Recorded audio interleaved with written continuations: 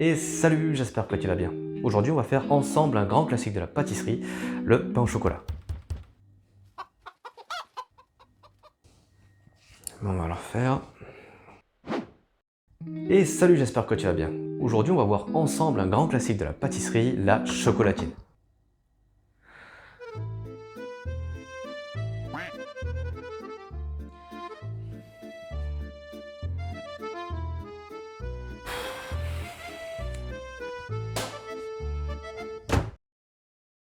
Ouais, je sais, c'est un sujet délicat. Certains ne disent que pain au chocolat, tandis que d'autres ne jurent que par chocolatine. Mais au fond, ça vient d'où tout ça? Et puis, c'est pas un peu la même chose? Eh ben, si tu veux savoir d'où ça vient, comme d'habitude, il faudra remonter un peu dans le temps. Aux alentours des années 1830, August Zang et Ernest Farzer, deux pâtissiers autrichiens, tenaient une boulangerie à Paris. Pour être raccord avec le goût des Français et faire face à la concurrence des voisins, ils ont eu l'idée d'inventer une variante au croissant en mettant du chocolat dedans.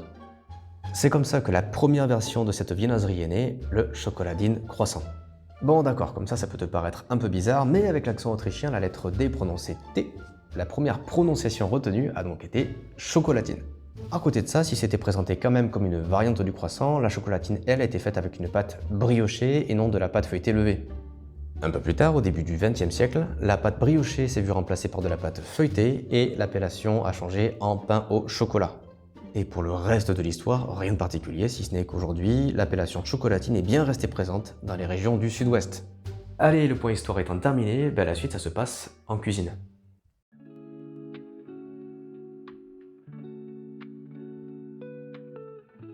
La recette se déroule en plusieurs étapes. Premièrement, la pâte feuilletée levée. Prends un saladier et mets-y ta farine, ton sel d'un côté et ton sucre de l'autre. Juste après, prends un verre mesureur ou un autre récipient pour y verser de l'eau tiède et ta levure. Pourquoi de l'eau tiède? C'est à la fois pour diluer ta levure plus facilement et commencer à la réveiller un peu. Une fois que c'est fait, forme un puits au centre de ton saladier, verse-y ton eau saturée en levure et mélange pour obtenir une pâte assez souple aussi appelée détrempe. Ensuite, façonne une boule et fais-la pousser un peu sur un radiateur ou un coin un peu chaud de ta pièce, le temps de repos étant d'environ 1 heure. Le délai écoulé, si ta pâte a gonflé, dégaze-la un peu et forme un rectangle d'environ 2 cm d'épaisseur. Couvre-le avec un film alimentaire et laisse ton pâton au frigo pendant 20-30 minutes. Juste après, prends ton beurre encore à température, ressors tes gourdes à plastique et fais un beau pliage avec ton beurre dans ton papier sulfurisé. Prends un rouleau à pâtisserie et écrase le beurre de façon à former un pavé de beurre carré avec une épaisseur d'environ 1 cm. Garde-le ensuite au frigo pendant 10 minutes pour le rafraîchir un peu. Prochaine étape, le pliage de la pâte feuilletée. Prends ta première pâte et étale-la pour façonner un rectangle à peu près aussi épais que ton pavé de beurre, en veillant bien à être régulier. Juste après, pose ton beurre au centre et replie les deux côtés de ton pâton par-dessus pour l'enfermer dedans. Après l'avoir retourné une fois, avec ton rouleau, étale délicatement le tout pour en refaire un rectangle comme le précédent. Une fois que c'est fait, refais le même pliage qu'avant, fais un quart de tour avec ton pâton et refais la même opération. Quand c'est ok, emballe-le sous film alimentaire et réserve au frigo pendant environ 20 minutes. La prochaine étape, c'est tout pareil qu'avant. Fais un beau rectangle, replie un portefeuille et refais-le une fois avant de réserver encore au frais pendant que tu passes à la prochaine opération. En parlant de ça, fais fondre un peu de chocolat noir. Si tu veux éviter de le brûler, l'option du bain-marie reste préférable. Quand c'est bien fondu, laisse refroidir sur du papier sulfurisé dans un coin ou au frigo. Tu as dû le deviner, mais c'est pour tailler les barres de chocolat. En ce qui concerne la dimension, c'est environ dans les 10 cm de long. Et si tu as une astuce pour le faire proprement, dis-le moi en commentaire. Quand ton chocolat est froid, prends un couteau long, chauffe la lame à l'eau chaude et découpe tes barrettes selon tes préférences.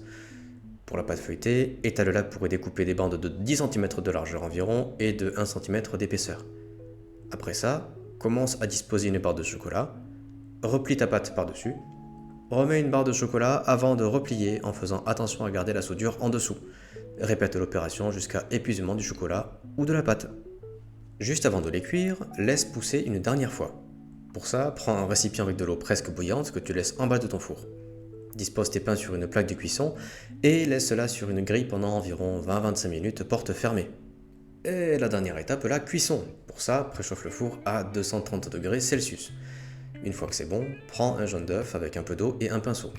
Mélange un peu et dors le dessus de tes viennoiseries avant de les enfourner pendant environ 20 minutes. Ici, le temps peut varier selon la taille de tes pains au chocolat. À titre personnel, j'ai eu envie de les recouper en deux dans la largeur vu qu'ils étaient quand même un peu longs. Quand la cuisson se termine, laisse reposer à température ambiante avant de pouvoir les manger. Et voilà, épisode sur les pains au chocolat terminé. J'en conviens, la recette demande pas mal de boulot, mais le résultat selon moi en vaut vraiment la peine. Si tu préfères, tu peux aussi utiliser cette pâte pour en faire des croissants ou bien pour des millefeuilles par exemple. En tout cas, merci d'avoir regardé. Si tu as des questions, n'hésite pas à les partager dans les commentaires.